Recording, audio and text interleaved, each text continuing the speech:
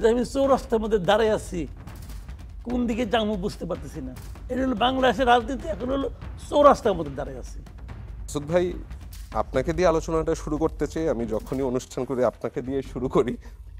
তা আমি দেখলাম আপনি 2-3 দিন আগেই ফেসবুকে একটা স্ট্যাটাস দিলেন যে আওয়ামী লীগের রাজনৈতিক কর্মকাণ্ড নিষিদ্ধ নিয়ে, এবং সেখানে আমি একটু দর্শকদের সুবিধার্থে কোট আনকোট করে বলি। সেখানে আপনি লিখেছেন যে সরকারের সিদ্ধান্ত হচ্ছে বিচার শেষ না হওয়া পর্যন্ত আওয়ামী লীগ কোনো রাজনৈতিক কর্মকাণ্ড চালাতে পারবে না। আচ্ছা, গত 9 মাসে আওয়ামী লীগ এমন কি কি রাজনৈতিক কর্মকাণ্ড চালিয়েছে যে ঘটা করে এমন সিদ্ধান্ত নিতে হলো? আর এমন সিদ্ধান্ত গ্রহণের জন্য একটা পাতানো আন্দোলনেরই বা আয়োজন কেন করতে হলো? তো আপনার কাছে এটা পাতানো আন্দোলন কেন বলে মনে হচ্ছে? আজকে একটা আন্দোলন ছিল, আমি এখানে আসতে আসতে জানলাম, জগন্নাথ ইউনিভার্সিটির একটা আন্দোলন। জি। সে আন্দোলনটা তারাও এই যমুনার দিকে আসছিল, আটকে দেওয়া হলো। তাদেরকে আপ্যায়ন করা হয়েছে জল কামান দিয়ে। তারা কিন্তু যমুনা পর্যন্ত আসতে পারে নাই। যমুনার সামনে কিন্তু যে কোনো সমাবেশ, যে কোনো অবস্থান, বিক্ষোভ করা ডিএমপির পক্ষ থেকে নিষিদ্ধ, অনেক আগেই নিষিদ্ধ। এই নিষিদ্ধ ঘোষণা করার পর একটা মাত্র আন্দোলনের লোকজন সেখানে সারা রাত থাকতে পেরেছে। যখন দিন হয়েছে, সূর্য উঠেছে, তাপ বেড়েছে, তাদেরকে খাবার পানীয় সরবরাহ করা হয়েছে সরকারি উদ্যোগে, ওয়াসা করেছে সিটি কর্পোরেশন। যাদের মাথা গরম না হয়ে যায়, এই জন্য মাথার উপর পানির কুয়াশার মতো ছড়িয়েছে ফগিং মেশিন দিয়ে। এরাও নাগরিক, ওরাও নাগরিক, এদেরও একটা দাবি আছে, ওদেরও একটা দাবি আছে। দাবির যৌক্তিকতা তো পরে, তো দাবিটা পেশ করার ক্ষেত্রে এই দুই ছাত্রদের মধ্যে আপনি এক ধরনের বৈষম্য দেখেন না? দেখেন, এই জন্যই মনে হয়েছে ওটা আন্দোলন, আজকে যেটা হচ্ছে এটা আন্দোলন, আর আগেটা হলো পাতানো আন্দোলন। সরকারের মাধ্যমে আসলে কেন এই পাতানো আন্দোলন করবার তাদের দরকার? সরকারের মাধ্যমে সরকার আওয়ামী লীগকে নিষিদ্ধ করতে চায়, বাট সরকার প্রধান, ওনার সঙ্গে ইউরোপীয়দের, পশ্চিমাদের একটা সম্পর্ক খুব ভালো। উনি হয়তো আগে ভেবেছেন যে এরকম একটা রাজনৈতিক দলকে নিষিদ্ধ করলে গণতান্ত্রিক বিবেচনায় এটাকে খুব সহজে খাওয়ানো যাবে না।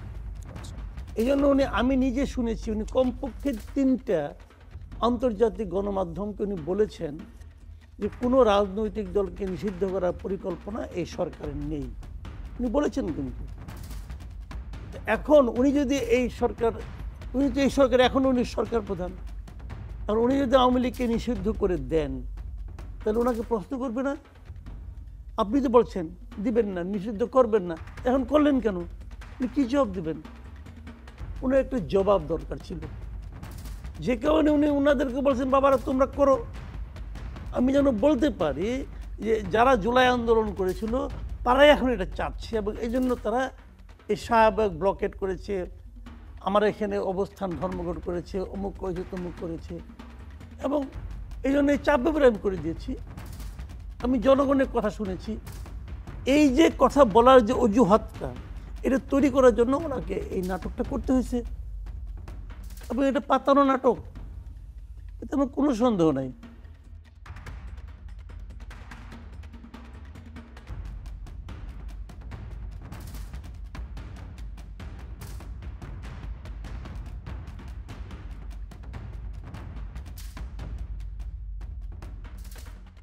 বর্তমান যে গভর্নমেন্ট, তারা তাদের ফেভারে যখন একটা আন্দোলন হয় বা কোনো মুভমেন্ট হচ্ছে, তারা এটাকে হচ্ছে প্রমোট করতেছে, অথবা হচ্ছে সেখানে একটা আপনি যেটা বললেন সেখানে জল ছিটাচ্ছে, হচ্ছে একটা ফগ এই টাইপের, অথবা তাদেরকে একটা এখানে অ্যাপ্রিসিয়েটেবল একটা সিচুয়েশন।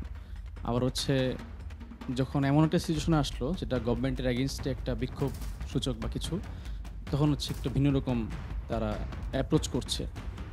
আমরা এই সিচুয়েশনটা দেখি হচ্ছে সেম ইউএসএ যখন বেশ কিছুদিন আগে প্যালেস্টাইনের এগেনস্টে, যখন প্যালেস্টাইনের পক্ষে যখন বিভিন্ন ইউনিভার্সিটির ছাত্ররা বিক্ষোভ করছিল, যেমন হার্ভার্ড ইউনিভার্সিটি, সেখানে তাদের হচ্ছে প্রায় $2 মিলিয়ন একটা ছিল, ইনভেস্ট ছিল, এটা অফ করে দিচ্ছে।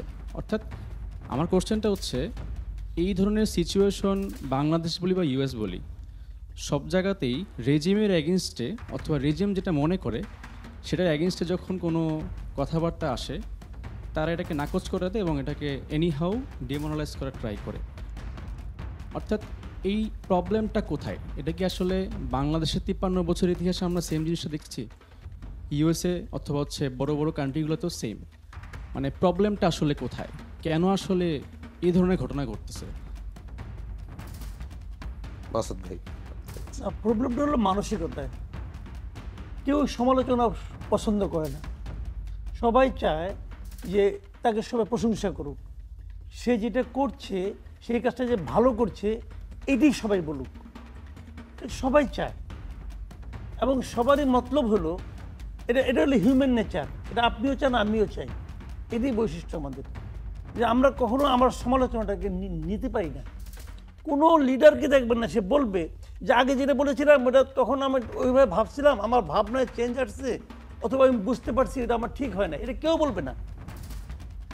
সবারই ধারণা আমি যা বলি এটাই সত্য, এটাই চিরন্তন সত্য, এবং ওইটাকে তারা এস্টাবলিশ করার চেষ্টা করে। আগে রিজিমও দেখতাম শেখ হাসিনা যা বলতেন সব ভালো, এবং এটা ভালো বলার জন্য তার সামনে কিছু স্থাপক থাকতো, ওদের কাজই ছিল যে আপা আপনি এত ভালো কেন, এটাই প্রশ্ন। এটা হলো আবার সবচেয়ে বড় সমালোচনা আর কি, আপনি এত ভালো কেন, আপনি এত জ্ঞানী কেন, এই হলো তার প্রশ্ন। আপনি একজন বলতেছিল হাহাকার করে আপনাকে তো আমরা হারাচ্ছি কেন, আপনি যখন জাতীয় নেতৃত্ব থেকে আন্তর্জাতিক পর্যায়ে পৌঁছে যাচ্ছেন, আপনাকে তো আমরা পাবো না।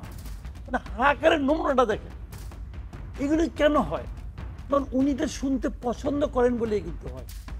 আমি আপনার কাছে আরেকটা ব্যাপার জানতে চাচ্ছিলাম, ওইখানে যখন তারা সেখানে অবস্থান নিলেন, আমরা দেখলাম কিছু স্লোগান আসলো। স্লোগানের মধ্যে একটি হচ্ছে যে গোলাম আজমের বাংলায় আওয়ামী লীগের ঠাঁই নাই, সাইদির বাংলায় আওয়ামী লীগের ঠাঁই নাই। জাতীয় সঙ্গীত যখন গাওয়া হচ্ছিল সেখানে কেউ কেউ বাধাও দিলেন। পরবর্তীতে আমরা দেখলাম যে যারা এই অবস্থানটা আওয়ামী লীগের বিরুদ্ধে অর্গানাইজ করলেন, আমি এনসিপিও বলতে যাচ্ছি না, কারণ হাসনাত আবদুল্লাহ ডাক দিয়েছিলেন, তারা বলছেন যে ছাত্র জনতা।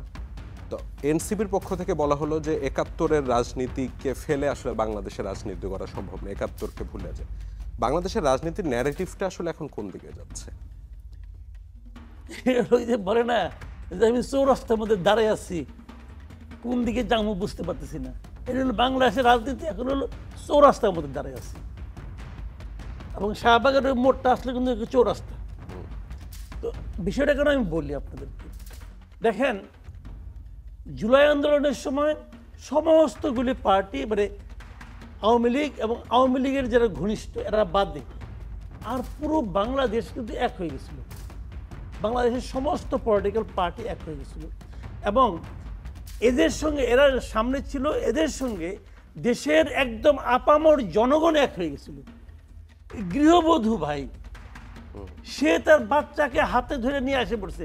আমার নিজের ফ্যামিলির কথা আমি জানি, ক্লাস 10-এ পড়েছিল আমার ছোট ভাই, তার ওয়াইফ আর কি, ক্লাস 10-এ পড়েছিল, তাকে হাতে ধরে নিয়ে যে ওখানে যে বসে ছিল, এই আন্দোলনে ছিল। ওর কি লাভ, ও কি বুঝে? অনেকটা ওই বাচ্চা কি বুঝে? ওই মায়ের মনে কি একবার চিন্তা হয় না কিছু হইলে পরে আমার বাচ্চাটা মারা যেতে পারে? সে কি চিন্তা করছে? কয় না কেন? তার যে পুঞ্জীভূত ক্ষোভ, 15 বছর 16 বছরের যে ক্ষোভ, আস্তে আস্তে আস্তে আস্তে কিন্তু জমছে। এই ক্ষোভটা যে কবে জমছে সেটা কিন্তু সে নিজেও জানে না, কিন্তু আস্তে আস্তে সে দেখছে তার মধ্যে অনেক ক্ষোভ জমে গেছে এই সরকারের প্রতি। সেই ক্ষোভের বহিঃপ্রকাশ সবাই মিলে একসঙ্গে করছে। তখন সবার সামনে একটা কমন ভিলেন ছিল, সেই ভিলেনটা হলো শেখ হাসিনা। এই দানবকে সরাইতে হবে, জাস্ট এটাই কিন্তু, আর কিন্তু কোনো কিছু না। সরানোর পরে কী হবে এটা নিয়ে কেউ ভাবে নাই, এবং ভাবা হয় না, এই সমস্ত ক্ষেত্রে কেউ ভাবেও না। এই গভর্নমেন্টের দুইটা ভুল ছিল শুরুতে একদম, আপনারা কেউ দেখছেন কিনা যাই না, এটা সোশ্যাল মিডিয়াতে অনেক আলোচিত হয়েছিল। এক নম্বর হলো এই গভর্নমেন্ট খুব অথর্ব একটা গভর্নমেন্ট হয়েছে, ক্যাপেবল না। আমার কাছে মনে হচ্ছে এটা একটা বয়স্ক লোকের একটা পুনর্বাসন কেন্দ্র হয়েছে, আমি এটা বলেছিলাম। আর বলেছিলাম এই গভর্নমেন্ট দুইজন ছাত্রকে উপদেষ্টা বানিয়ে একটা ব্লান্ডার করছে। আমি ওই জিনিসটাই বলি, ব্লান্ডারটা কেন সেটা আমি একটু ব্যাখ্যা করি, তাহলে আপনারা অনেকে এটা ভুল বুঝছেন। ব্লান্ডারটা কিন্তু তাদের মেধা নিয়ে আমার কোনো আপত্তি নাই, কিন্তু তারা খুব মেধাবী। আমার আপত্তিটা ছিল কি, পুরা দেশের যে ছাত্রদের মধ্যে যে ঐক্যটা ছিল, যে আন্দোলনটা হয়েছিল, সে ঐক্যটা ভেঙে গেছে। প্রাইভেট ইউনিভার্সিটির স্টুডেন্টরা বলতেছে আমরা তো বঞ্চিত হইলাম, আমরা তো কিছু পাইলাম না। আবার অন্য অন্য পাবলিক ইউনিভার্সিটি বলতেছে আমার এখানে এতগুলো লোক মারা গেছে, আমরা কিছু পাইলাম না। ঢাকা ইউনিভার্সিটি কেউ মারা যায় না, তাদের কিন্তু দুইজন গেল। একজন আহত, সে বলতেছে আমি তো আহত হয়েছি, আমার ত্যাগ কি তার চেয়ে কম? এই যে জিনিসটা, এটা হতে কি হয়েছে, ওদের মধ্যে যে ঐক্যটাকে ছিল এটা ভেঙে গেছে। এই ভেঙে যাওয়ার কারণে আমি মনে হয় পুরো ছাত্রটা ভেঙে গেছে। এইবার যে আমি শর্টকাটে আসি, এইবার যখন তারা এখানে একত্রিত হলো, আমি কিন্তু ভেবেছিলাম কি সেই জুলাইয়ের শক্তিটা আবার একত্রিত হয়েছে, যে ইস্যুতে হোক, পাতন ইস্যুতে হোক আর যে ইস্যুতে হোক, সবাই একত্র হয়েছিল ভাই। এবার এইখানে হয়েছে যে ওই যে এখন তো সবার মতলব সামনে ইলেকশন, আমার একটা পলিটিক্স, আমার পলিটিক্সকে অ্যাস্টাবলিশ করতে হবে। এই জায়গা থেকে, এই মবের মাঝখান থেকে যারা জামাত শিবির করেন বেসিক্যালি, ওনারা এই স্লোগানগুলি দিয়ে বসছে এই কারণে যে এই লোকগুলির মধ্যে আমাদের স্লোগানটাকে দাঁড়া করাই দিই, জাস্ট এইটাই তাদের মূল লক্ষ্যটা ছিল। কিন্তু তাদের জন্য আসলে ক্ষেত্রটা এখনো প্রস্তুত হয় নাই, তাহলে একটু আগেই কাজটা করে ফেলেছে।